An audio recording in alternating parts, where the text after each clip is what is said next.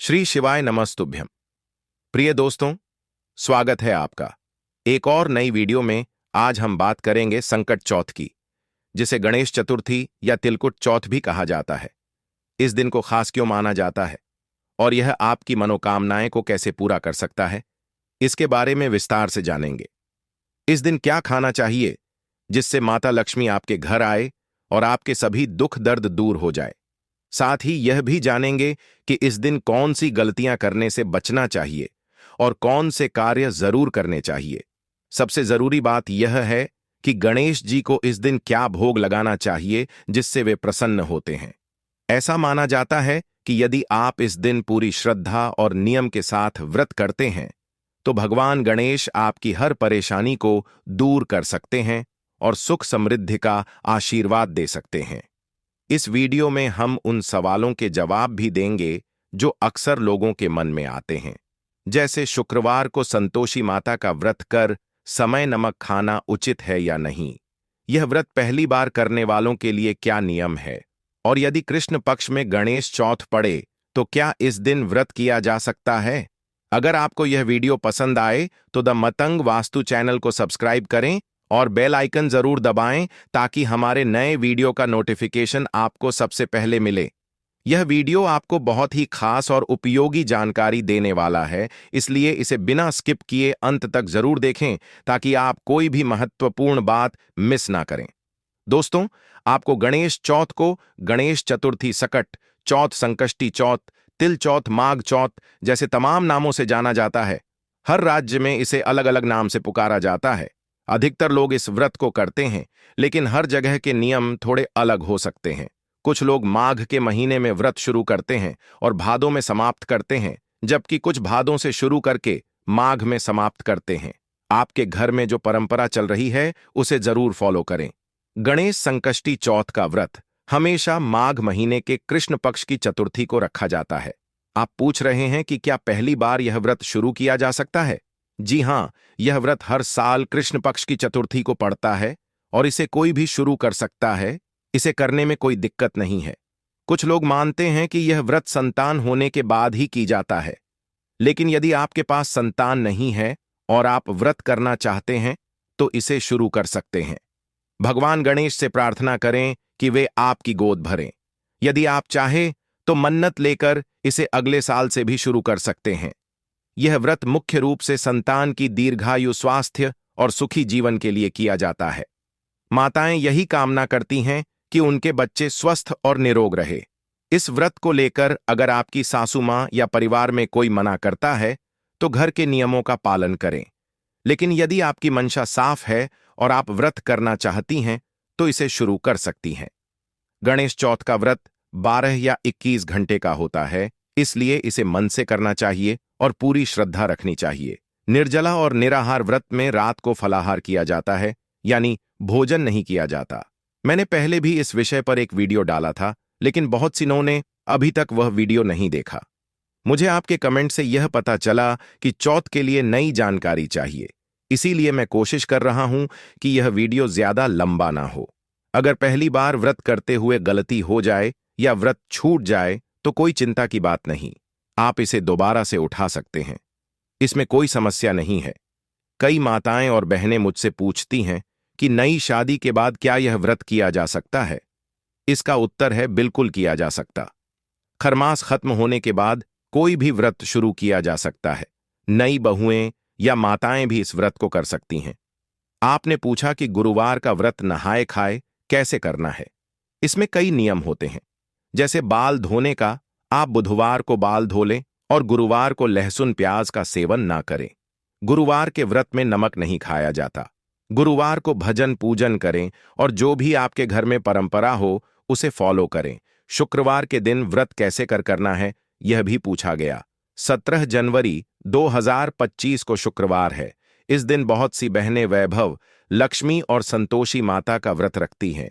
यदि आप व्रत कर रही हैं तो फल और फलाहार पर रहे नमक का सेवन ना करें। अगर स्वास्थ्य संबंधी समस्याएं हैं जैसे शुगर या सिर दर्द तो चाय, पानी या दवाई ले सकती है, लेकिन व्रत के नियमों के अनुसार नमक नहीं खाया जाता। सर्गी के लिए आप 17 जनवरी को सुबह उठकर चाय, पानी या मेडिसिन ले सकती हैं। यह आपकी शारीरिक क्षमता और स्वास्थ्य पर निर्भर करता है। यह व्रत लगभग 12 से 14 घंटे का होता है और रात में चंद्रदेव की पूजा करके इसे खोला जाता है। आप चाहें तो व्रत बच्चों के हाथ से भी खुलवा सकते हैं और उनसे चंद्रदेव की पूजा करवा सकते हैं। पूजा के दौरान कथा पढ़ने या सुनने की परंपरा होती है। इस व्रत में शाम को फलाहार करते समय 5 तरह के फल भगवान को चढ़ाने का विधान है। इन फलों में गाजर, शकरकंद, जिसे मीठा आलू भी कहते हैं, केला, अदरक और गुड़ शामिल है। काला तिल या सफेद तिल भी चढ़ाया जाता है। यदि सफेद तिल चढ़ा रहे हैं तो उसे अच्छी तरह धोकर साफ कर ले। गणेश जी और माता लक्ष्मी की पूजा विधिवत की जाती है। आप गोबर से बनी गौरी गणेश की मूर्ति का उपयोग कर सकते हैं या दिवाली के दौरान इस्तेमाल हुई मूर्तियों को भी पुनर्स्थापित कर सकते हैं। पूजा के दौरान भगवान को चंदन का तिलक लगाएं। बच्चों को भी तिलक लगाकर रक्षा सूत्र बांधे। अब चंद्रोदय का समय आता है। यदि चंद्रमा देर से दिखाई दे या ठंड के कारण बादलों में छिपा हो तो 9 बजे के बाद ही पूजा करें। व्रत को खंडित करने से बचने के लिए ध्यान रखें कि पूजा में कच्चा दूध, पान, सुपारी और तिल काला या सफेद अवश्य शामिल करें।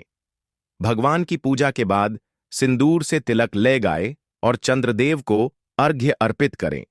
अगर चंद्रमा दिखाई ना दे तो निर्धारित समय के बाद ही पूजा करें। यह व्रत श्रद्धा और नियम से करने पर भगवान गणेश और माता लक्ष्मी की कृपा अवश्य प्राप्त होती है। माघ महीने के कृष्ण पक्ष की चतुर्थी के दिन हम गणेश चौथ का व्रत रखते हैं।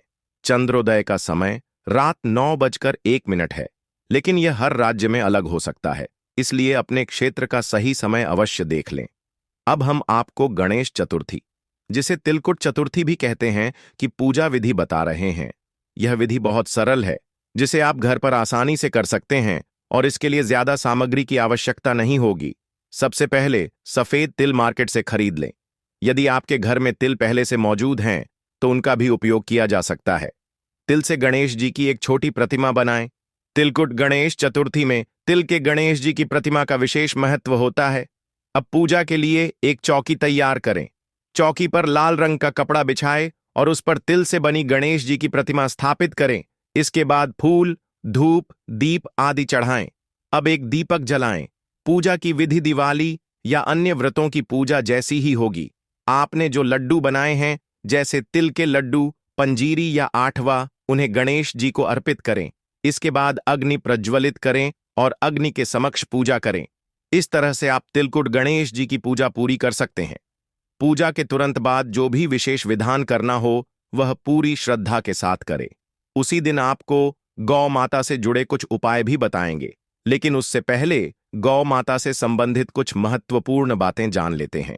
शास्त्रों में गाय को माता का दर्जा दिया गया है। गाय को नुकसान पहुंचाने वाला व्यक्ति ऐसा पाप करता है जो माता को पीड़ा देने के समान है। ऐसे व्यक्ति को नरक में कष्ट भोगने के बाद अगले जन्म में पशु योनि प्राप्त होती है। एक कथा के अनुसार गौतम मुनि ने गलती से एक गाय को डंडा मार दिया था, जिससे गाय की मृत्यु हो गई। इस पाप से मुक्त होने के लिए उन्हें वर्षों तक तपस्या करनी पड़ी। इसी तरह भगवान श्री कृष्ण को भी एक बैल के वध के कारण पाप से मुक्ति पाने के लिए सभी तीर्थों को एकत्र करके स्नान करना पड़ा।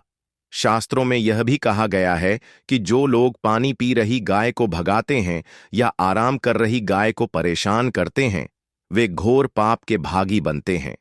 वहीं जो गायों की सेवा करते हैं, उन्हें उनके जीवन की सभी इच्छाओं की पूर्ति होती है और वे स्वर्ग में स्थान पाते हैं।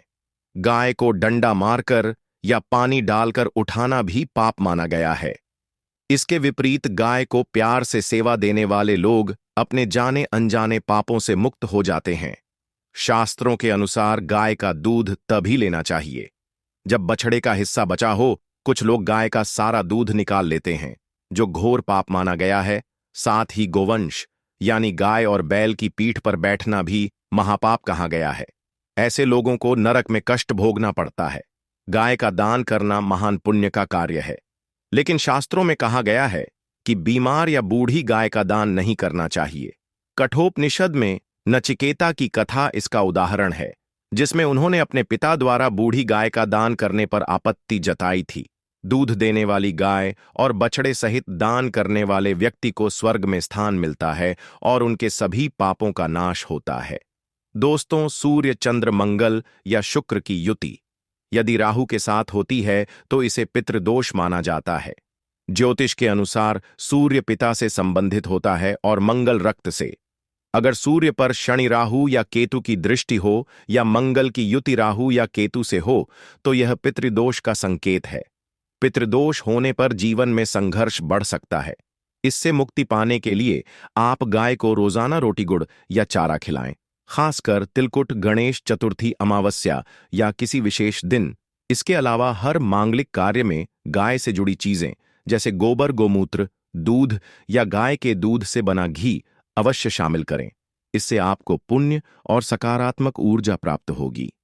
सनातन परंपरा के अनुसार जिस घर में गाय होती है वहां के वास्तु दोष स्वतः ही खत्म हो जाते हैं। गाय की पीठ पर जो कूबड़ होता है उसे बृहस्पति का प्रतीक माना जाता है। यदि आपकी जन्म कुंडली में बृहस्पति कमजोर हो और आपके सामने गौ माता आ जाए तो उन्हें दाहिनी ओर से जाने दें। इससे आपकी यात्रा सफल होगी। अगर यात्रा के समय गाय बछड़े को दूध पिलाती दिख जाए तो यह शुभ संकेत माना जाता है। इससे आपकी यात्रा और कार्य सफल हो सकते हैं। गाय को रोटी खिलाने में कुछ बातों का ध्यान रखना चाहिए। हमेशा ताज़ी रोटी बनाकर तुरंत गाय को दें। बासी रोटी या सड़ी गली चीजें गाय को कभी ना खिलाएं। इससे नकारात्मक ऊर्जा घर में आ सकती है और आपके कार्यों में रुकावटें आ सकती हैं। इसके अलावा आप आटे की 11 लोइयां बनाकर उन पर हल्दी लगाकर गाय को खिलाएं। गाय के चरण स्पर्श करें और 7 बार परिक्रमा करें। ऐसा करने से आपके सभी रुके हुए कार्य पूर्ण होंगे और जीवन में खुशियां आएंगी। गाय को रोटी देने से पहले उसमें हल्दी मिश्री या थोड़ा घी लगाएं। खाली रोटी देने से बचे, इससे आपको शुभ फल प्राप्त होंगे। दोस्तों, अगर यह जानकारी आपको अच्छी लगी हो तो इस वीडियो को लाइक करें।